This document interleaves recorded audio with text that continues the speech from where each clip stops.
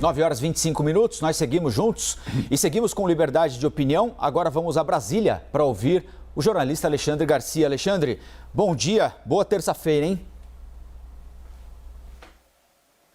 Bom dia e seguimos juntos. Vamos em frente então, Alexandre. Terça-feira, dia da instalação da CPI da Covid, daqui pouco mais de meia hora, se o horário for cumprido, a partir das 10 horas da manhã. CPI que começa com uma liminar concedida pela Justiça Federal de Brasília, que impede o senador Renan Calheiros de ser o relator da comissão, conforme acordo que havia sido anunciado. Porém, os senadores já disseram que vão ignorar a decisão judicial e usam o regimento do Senado, o regimento interno, como justificativa para a recusa da decisão tomada pelo juiz Charles Renaud Frazão de Moraes, que determinou que o nome de Renan Calheiros não seja submetido à votação para compor a CPI. Mas a orientação do artigo 89 do regimento interno é de que não há votação para escolher o relator da CPI. Os senadores são designados pelos partidos, o relator é designado pelo presidente da comissão, o único, sim, aí eleito pelos pares. Nós ouvimos agora há pouquinho aqui no jornal, Alexandre, o senador Jorginho Melo, que é o vice-líder do governo no Senado, e o senador Humberto Costa, do PT, que faz oposição ao presidente Bolsonaro no Senado. E nesse ponto especificamente, os dois têm a mesma compreensão. Embora o senador Jorginho Melo entenda que o Renan Calheiros não pode ser o relator e Humberto Costa entenda que sim, ambos dizem que essa é uma questão do Senado, não é uma questão que deve ter interferência do Judiciário. Então, eu quero reproduzir para você, Alexandre, a pergunta que eu fiz aos dois. Primeiro, se essa é uma questão do Judiciário ou é uma questão interna do Senado? Renan Calheiros poder ou não ser o relator da CPI. E a segunda, se o fato de o senador Renan Calheiros responder a processos e ser pai de um governador deve inviabilizá-lo como relator da CPI da Covid. Bom, eu acho que não é nem uma questão interna, nem externa, nem judiciário, nem... É uma questão ética, é uma questão de sensatez, de bom senso. Se vai haver um grupo de 18 senadores, 11 titulares e 7 suplentes, para investigar alguma coisa, eles têm que estar acima de qualquer suspeita, né? É por isso que surgiu a candidatura do outro autor do requerimento do CPI, do senador Eduardo Girão, que ele já avisou que se ele for o presidente, for eleito presidente, ele não vai escolher Renan Calheiros, porque é a escolha do presidente, não tem votação. Aí o juiz fala em votação, mas não tem votação, né? Então, Renan Calheiros é réu por peculato, lá naquele caso da Mendes Júnior, pagando lá a pensão. É o caso da Operação Zelotes, é o caso da Operação Lava Jato, né? Enfim. Agora, interessante o seguinte, que lá no passado, quando Renan Calheiros era presidente da CPI, e o juiz da mesma vara federal, o juiz Valisney de Medeiros Oliveira, mandou prender 4 policiais do Senado que estavam interferindo em investigações. E Renan disse que ele não ia atender a um juizeco de primeira instância, né? Agora, o presidente Pacheco, diante de um juiz de primeira instância, também da vara federal, escreveu o seguinte: a escolha de um relator cabe ao presidente da CPI por seus próprios critérios. Trata-se de questão interna corporis do Parlamento. Trata-se de questão interna corporis do Parlamento, coisas da CPI, que não admite interferência de um juiz. A preservação da competência do Senado é essencial ao Estado de Direito.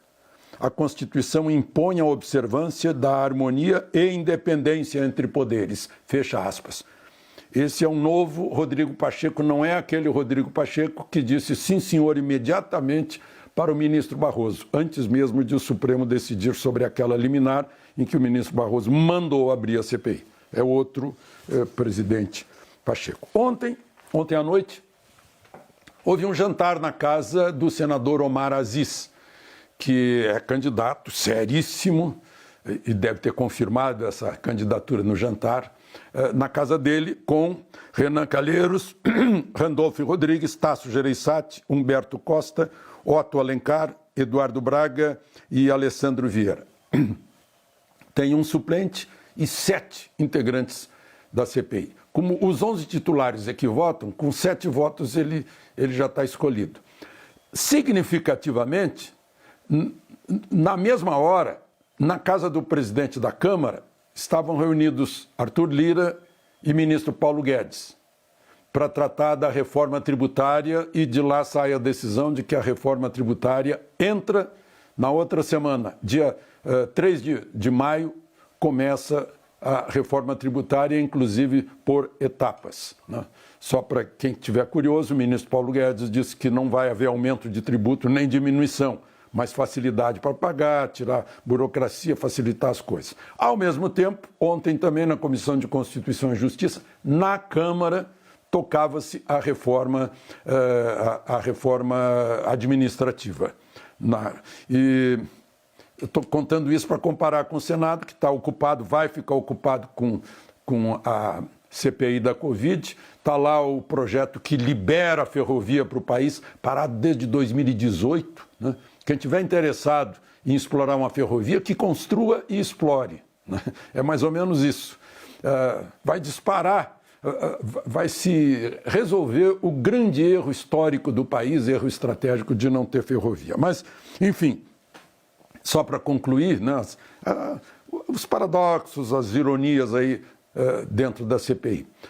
Como nós noticiamos há pouco, a Procuradoria-Geral da República, a Subprocuradora-Geral, denunciou ao Superior Tribunal de Justiça o governador de Amazonas, Wilson Lima, o vice-governador, o chefe do gabinete civil, o secretário de saúde. A ex-secretária de saúde já tinha sido presa, e mais uma dúzia de pessoas por envolvimento em compras de respiradores, milhões, compra de respiradores. Aí a gente entende o porquê do fica em casa até sentir falta de ar, porque aí justifica o respirador e pode comprar o respirador, né? Aí justifica também não se trate, porque aí você vai precisar de respirador, não fica gastando bobagem com pouco dinheiro, que os remédios não custam quase nada e ainda não pagam patente para o laboratório gosta dessa campanha também. É só para a gente entender como as coisas estão funcionando aqui no Brasil. Enfim, vai vir aí, hoje teremos essa CPI instalada. É isso, daqui a pouquinho.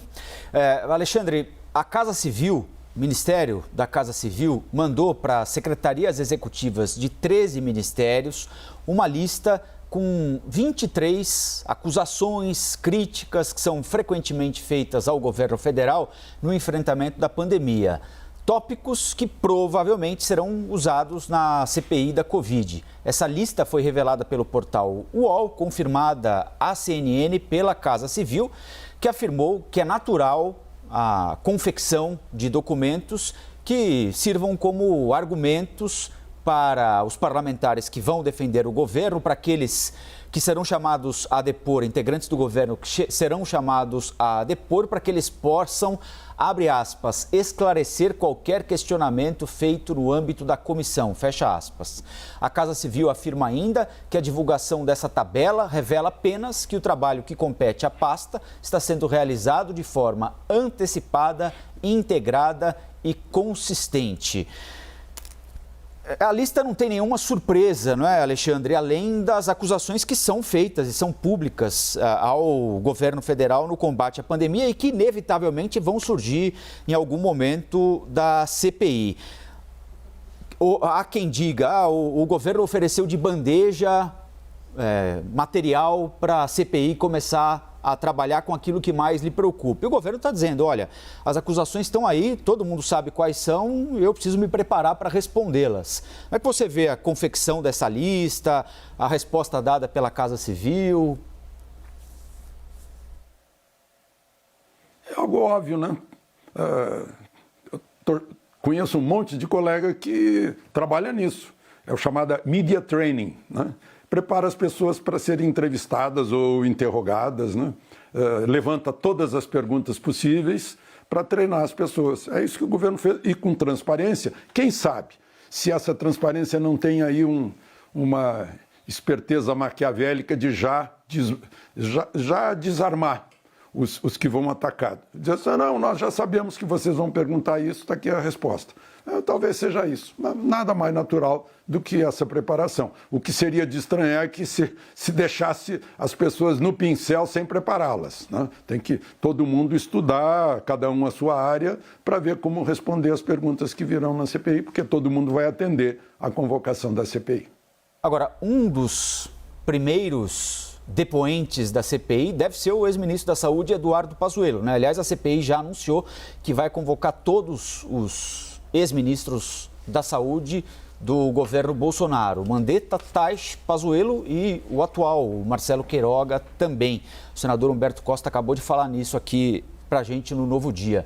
E o ex-ministro Pazuello, durante o final de semana agora, Alexandre, foi flagrado, a gente tem a foto para mostrar, passeando num shopping em Manaus, o shopping Manauara, sem máscara. Essa foto aí foi feita por uma fotógrafa que estava no shopping, Jaqueline Bastos. Ela disse que o ex-ministro, foi ao shopping, entrou com autorização da funcionária após medição de temperatura, mas já estava sem a máscara. E aí a fotógrafa disse que foi ao ex-ministro e o questionou sobre a falta da máscara e ele teria dito o seguinte, abre aspas, pois é, sem máscara, onde vende isso? Fecha aspas. A fotógrafa disse que, em seguida, uma cliente do shopping ofereceu uma máscara ao ex-ministro da Saúde, Pazuello. Como é que você avalia a conduta do ex-ministro Pazuello nesse passeio, nessa ida ao shopping, Alexandre? Bom, a nota do shopping diz que ele foi autorizado a entrar, né, só porque ia comprar num quiosque e que teria comprado num quiosque a máscara, né? Bom, mas eu tenho um monte de máscara dentro do carro e volta e meia eu desço do carro e esqueci. Opa, estou sem máscara. Eu volto para pegar, né, para escolher a que está menos usada lá dentro do carro. Isso é comum. Agora, o problema é o seguinte, né? Ele tem que se dar conta de que ele virou uma figura pública, né? E sendo uma figura pública, ele não pode abrir nenhum hiato aí de desrespeito às normas, né? Eu não consigo entrar em nenhum shopping aqui de Brasília se eu não tirar a temperatura e o segurança não vai me deixar entrar sem máscara, né? Bom, número 1. Número 2, devia saber que isso respingaria no governo do qual ele fez parte. E número 3, que é o mais importante de tudo, ele é um general da ativa. Ele não está representando o Eduardo Pazuello. Ele está representando um general de divisão, que é o último, que é o topo da arma dele, da intendência, né? Foi ao shopping no domingo, tudo bem, bermuda, camisa, bem esportivo, né? Mas não podia dar... Tinha uma fotógrafa ali, né? Tanto que saiu uma nota dizendo o seguinte, que o ex-ministro entrou no shopping sem máscara porque o item que utilizava, descartável, ficou inutilizado. Digamos que tenha arrebentado aqui a alcinha, né? Segundo a assessoria, o ex-ministro pediu para entrar no estabelecimento para adquirir uma nova. Ele teria andado 5 metros da entrada ao quiosque onde efetuou a compra. Isso é algo fácil de constatar, para saber se tem essa distância entre a entrada e o quiosque onde tem máscara. Não. Portanto, não estaria passeando no shopping sem máscara. Recomenda ainda que todos continuem... Não, o mais importante aqui, entre aspas, Pazuello pede desculpas públicas pelo acontecido e disse que o correto era ter voltado e não ter entrado no shopping, mesmo estando em perfeito estado de saúde. Recomenda ainda que todos continuem a fiscalizar qualquer pessoa que esteja sem máscara. Só assim protegeremos uns aos outros, disse essa nota. Bom, e para concluir, eu fico imaginando de novo, né, uma ironia sobre a CPI, né? Imagina um determinado senador faz uma pergunta ao ex-ministro da Saúde, Eduardo Pazuello. Você estava sem máscara no shopping? E ele responde: puxa, que diferença, estão me contestando sobre o uso de máscara.